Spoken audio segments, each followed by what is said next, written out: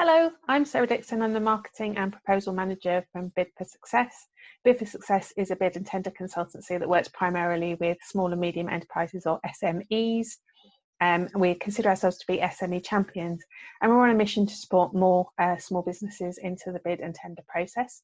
And one of the ways that we're doing that is through a series of videos. So if you've stumbled upon this video anywhere other than YouTube, if you look for our channel on YouTube, which is Bid for Success, you'll be able to find a playlist with all the rest of the bidding basics for SMEs videos in there. And so over the last 2 weeks, we have talked about going to the government contract finder portal and identifying an opportunity that might be of interest to you. And then we've talked about the bid timeline just to demystify some of the language. So hopefully when I throw acronyms at you today, you're going to know what they are. And if not, just head back to that previous video and that will all be explained. So we're going to talk about now what happens once you've found that opportunity that you're interested in and you want to take it to the next step. So you've clicked on the button on the portal that says register interest. Once you've done that, you'll be taken to sort of more information about the bid, or the bid data. And there will quite often be a whole bundle of files on there. If you're very early in the process, there might not be too much information there. You might have to wait and the portal will let you know when it's there. But generally speaking, there's a whole bundle of files there. With bids, there's a lot of paperwork. So whether you print it out or not is obviously up to you. But there's generally a lot of files involved. There's all the files that come from the client, and there's all the files that you have to create to send back to the client as well. So you will be doing yourself a big favour if you stay really organised with your file structure on your computer. So create a folder that is specifically for this bid, and then you'll probably want subfolders in there.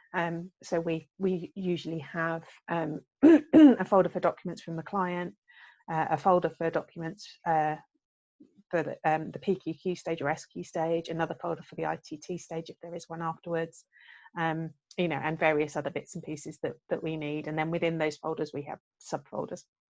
So to start yourself off, set yourself up a folder for document from the client, and that includes all the documents that you've downloaded and also any clarification questions. So first step is to download everything from the portal down onto your local drive so that you've got a copy of everything. What will then happen is if there are any updates to that documentation, or if anybody asks a clarification question and there's a response to that, you will get an email alert from the portal just telling you that there's something there for you to see, and then you can log on and get it. If they produce any new versions of the documents, keep a copy of the old one and just pop it in a superseded file and download the new one, so you make sure you're working with the right one, but just so you've got the history of all that information, because it may come in useful, you never know. Your next step is going to be to read everything, and this needs to be a job that's done with quite close attention. So set some time aside for it, where you're not going to be interrupted. Make yourself a nice coffee or a tea or whatever, and sit down with the documentation. You're going to need to look at it very closely. Now, I know not everybody can read information from a screen. I personally struggle a little bit to read information from a screen, but I'm also quite environmentally conscious. So what I do, I have an app on my phone, which on my laptop, which is called Color Veil, spelt with the American spelling of colour. And that allows me to put up a blue tint over everything on the screen, which helps me with screen glare for reading. Obviously, you can print it if you want to. That's not a problem. So you can sit down with the physical copies and highlight everything. But like I say, it does tend to be a lot of pages. Another thing that you could do is get yourself the Kindle app if you don't already have it, either on your laptop or your tablet or your phone. And then with every Kindle app, you get the opportunity to send files to Kindle. And it will accept Word documents, .txt files, .rtf files, and PDFs. And then you can send them to your Kindle, and you can read and highlight and make notes and all those kind of things on your Kindle if you want to. I'm sure there are other apps that do that as well, but the Kindle is the one that I know. So like I say, you want to sit and you want to read everything. Because while it would be nice to think that all the information is going to be laid out in a understandable, clear way, the truth is that tender documents sometimes can be confusing, they can sometimes contradict themselves. So you do need to kind of keep a sharp head while you're reading it. So some important things to make a note of while you're reading is the timetable. When is the end date for clarification questions? So if you did want to ask a question, when do you need to do that by? When will all the responses to those questions come in for? And when do you have to submit the bid as we move along the timeline? So obviously those are important because you need to make sure you've asked your questions in good time. If you're still waiting on clarification questions, then you can't finalise the bid really until all the questions have been asked and you've looked at all the answers. So you need to know when that's going to happen. And you also obviously need to know when you need to submit by. Our recommendation would be that you aim to have everything ready to submit at least 24 hours prior to submission, because things happen, and if your internet goes down and you're not able to get to the portal, or whatever scenario comes in, you want to be able to excuse me, give yourself enough time to do something about that. 48 hours is ideal, 24 kind of at the minimum. The other thing you want to do is take a good close look at the scope of what the service or the products that you need to provide for this contract. So have a look at that and make sure that it is something that you can do. So look at the geographical spread if it's a service. So for example, if you are, we have some clients at the moment that are doing building surveying. How far spread out is that service? Is it all over the county? Is it all over the country? And what volume do they want? Are you going to be able to deliver it? Likewise, if you're a social care company and you're looking at domiciliary care, going into people's homes and looking after them, how feasible is it for you to match that spread? What are the specifications of the service? Is that something that you think you can deliver? Is it going to be, and you need to think about these things in terms of the price that you're going to offer the service for as well, obviously. Look at the value of the contract and over the term, and think about how that's going to work out for you in terms of, that's going to be important for your cash flow and things like that. Find out a bit more about the client. There's normally some information in the tender document. Everything they put in the tender document, they put in there for a reason.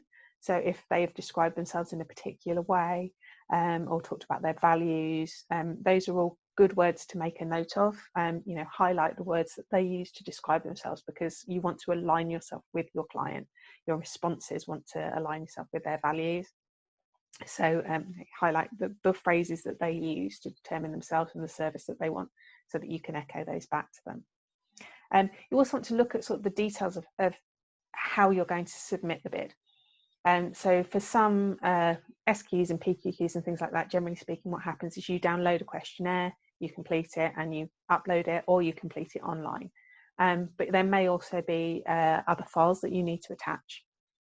So make a note of what needs to be done, whether you have to upload using the documents that they provide for you, the templates that they provide for you, or if you can use your own template, how you have to save it. Do you have to upload it as a Word document? Do you have to upload it as a PDF? Do you have to zip everything up into one file and send it together? Make a note of things like that, because those are important. Another good thing to look at in a bid is how it's going to be evaluated. So any details that you've got about how that process is going to happen. So they will generally talk about how they're going for the most the most environmentally advantageous tender, and the meat generally tends to be split between quality and price. So you were looking anything from kind of a 60-40 split, so 60% price, 40% quality, to the other way around, so 60% quality, 40% price, or 50-50. That's generally where most of the bids are. We're seeing more that are relying more on quality than price recently. So it's worth having a look at that and thinking how that aligns with you. And do you offer a cheap service, or do you offer an expensive service? Are you sort of the equivalent of your local Greasy Spoon cafe in terms of the service that you offer, or are you a 5-star restaurant? Which one of those are you? Because obviously if you're a 5-star restaurant and you're bidding for bids which are going to be mostly evaluated on price, you're probably not going to win them. Whereas if you go for bids that are mostly evaluated on quality, you're in with a better chance.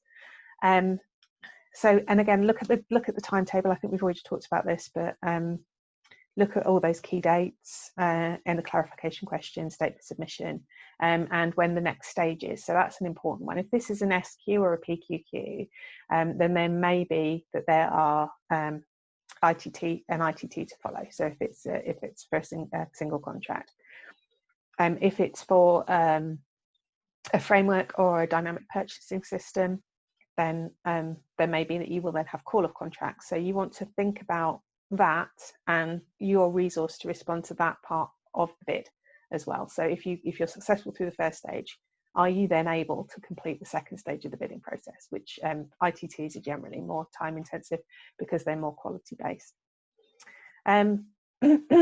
Also have a look through for any documents that you need to provide. So for example, you may need to provide your insurance certificates, or there may be like a minimum value for insurance that you need to provide for the contract. Have a look at that, because those requirements shouldn't be too onerous. We've had bids in the past where the insurance requirement was crazy for the value of the service, and we challenged it for our client and actually got that reduced, so they didn't have to take out vast amounts of insurance. And remember that the bid and tender process should be SME friendly.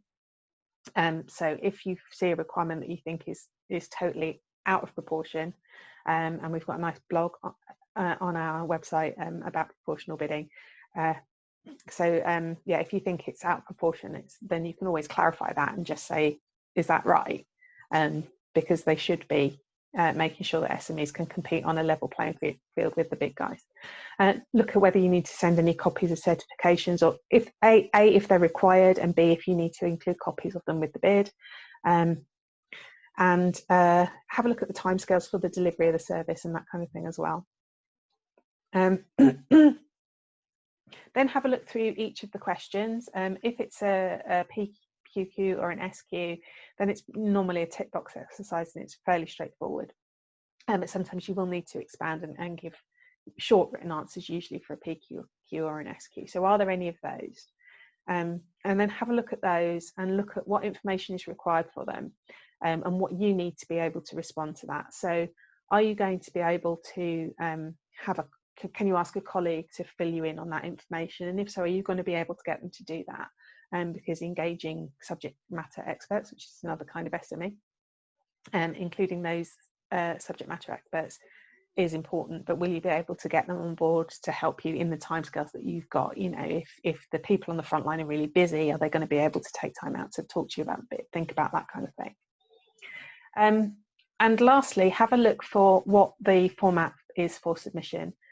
So have you got a template that you have to fill out and send back? Does it have to be done online for PQQs and SQQs? If they want long form written answers, again, is there a template, or can you use your own file format? Because if you can use your own file format, that's another opportunity to bespoke the bid, and you can do some stuff with design to kind of align yourself with them again and reinforce the message that you're a partnership, an effective partnership for them.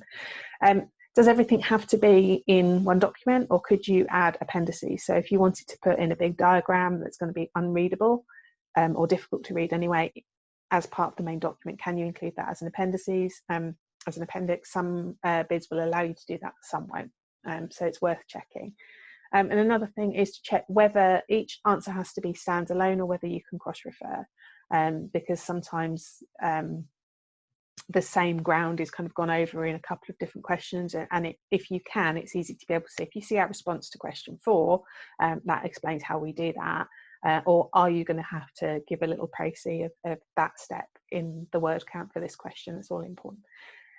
So that's it. Like I say, it does require you to sit down and to really focus on what you're doing, and to go through that bid documentation and to make sure that you fully understand what the procurer wants from you and what you need to provide for them, and to get a really good idea of whether you have the resource currently in your company to answer this bid, or whether you need to call in the help of friendly professionals like ourselves.